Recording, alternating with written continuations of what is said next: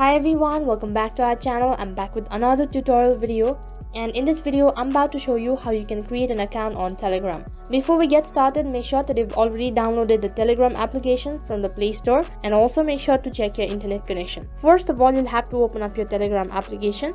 As you open up your Telegram application, this kind of interface might appear on your screen. Next, what you have to do is you simply have to tap on Start Messaging, which is right at the bottom. In order to create an account, you must enter your phone number.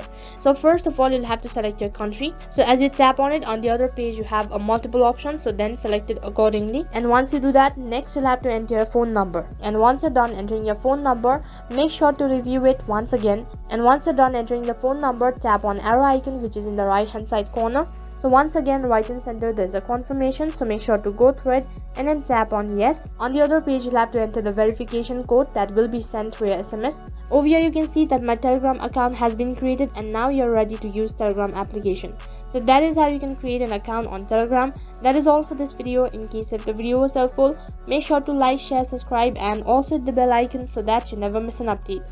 Thank you for watching.